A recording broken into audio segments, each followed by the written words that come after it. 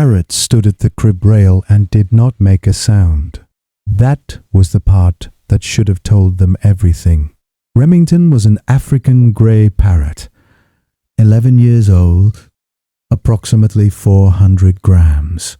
A bird with the cognitive capacity of a 5-year-old child and the vocabulary of a small library. He had opinions. He expressed them. In 11 years, silence from Remington was not a setting anyone in the Ferraro household had configured for. Silence meant something was wrong with the bird. Silence at the crib rail, 7 nights in a row, meant something the family did not know how to read. Their daughter Zoe was 4 months old. She had been home 6 weeks. Remington had been introduced carefully. Parrot protocols, proper distancing, the gradual exposure recommended by their avian vet. He had shown curiosity. He had mimicked the sound of the baby monitor twice. He had said "the baby" in his own voice, and then in a perfect reproduction of the mother's voice, which he had apparently filed for future use. He was Remington. He was fine. Then, on a Tuesday, he left his main perch in the living room, something he did not do without purpose, walked down the hall, and climbed the crib rail. He stood at the crib rail and looked at Zoe sleeping below him and made no sound. Nothing. Elena Ferraro found him there at 10 at night when she went in to check. She lifted him off gently. He went back. She lifted him off again. He returned within 4 minutes, climbing the rail with the methodical patience of a bird who had decided this was now where he lived. Her husband Marco said he was asserting territory.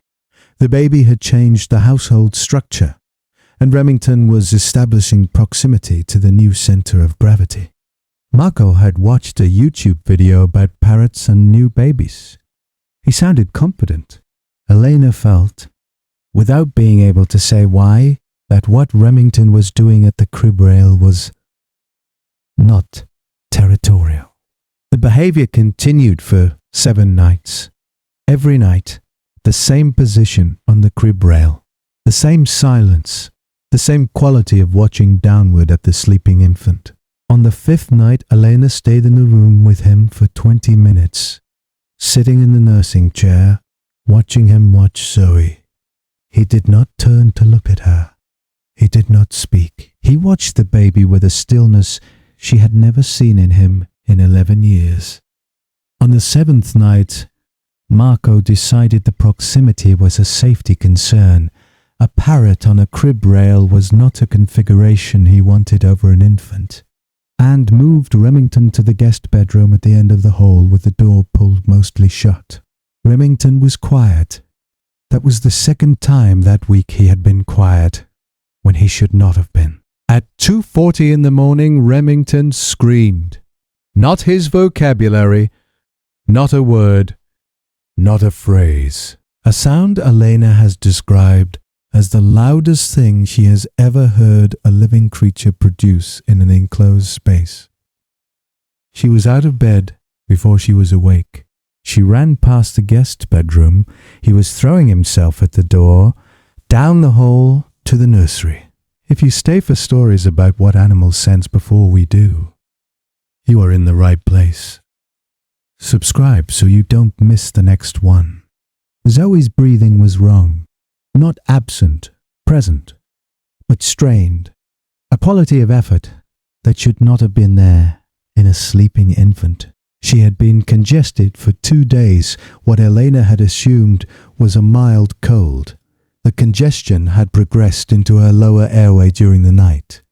Her oxygen saturation, when the paramedic unit measured it 9 minutes later, was 82%. She was admitted with RSV bronchiolitis.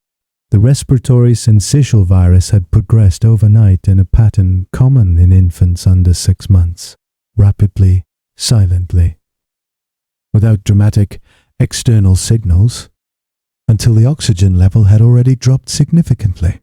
The attending physician said they had caught it before it breached the threshold that required ventilatory support.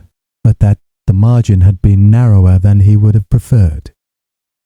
Dr. Salome Anguiano, pediatric pulmonology, came by the following day. She asked about the bird. Elena told her the full 7 nights. Dr. Anguiano said, African grey parrots have olfactory sensitivity that rivals some mammals in specific compound detection. RSV and related respiratory infections change the volatile organic compound profile of exhaled breath as viral load increases. Specific aldehydes and ketones, detectable at concentrations far below what human senses register. He was reading a worsening respiratory infection in your daughter's breath for 7 nights. She looked at the chart. The night you moved him out of range was the night her levels dropped enough to become dangerous. Has your dog, or any animal, ever done something you couldn't explain until it was the only thing that made sense? Tell us in the comments. These stories deserve to be heard. Marco sat with the YouTube video in his memory for a long time. The territorial establishment, the household structure rebalancing, the new center of gravity, all of it technically possible, none of it what was actually happening. Remington had been standing at the crib rail in silence for 7 nights, because he was a bird with the cognitive capacity of a 5-year-old who had identified a problem and positioned himself between it and the rest of the world, and when the problem got bad enough, he had done the only thing left available to him. He had been the loudest thing in the house. Every guardian deserves to be seen, even the ones who never asked for anything in return. If these stories matter to you, subscribe so you never miss the next one. Zoe came home 4 days later. Remington walked to his main perch in the living room, turned to face the hallway, and stood there until Elena carried the baby past him. He watched. He said, in Elena's voice, "The baby." Then he said it in his own voice. Then he went back to his perch. He has not stood at the crib rail since Zoe came home. He does not need to. His station is the hallway perch, from which he can see the nursery door. He watches from there instead. Elena keeps the guest bedroom door open now. Remington stood on his hallway perch in the dark, watching the thin line of nursery light under the closed door. Next week, a dog who refused to let the family eat dinner. One night, what was in the food changed the entire family's understanding of what this animal had always been doing.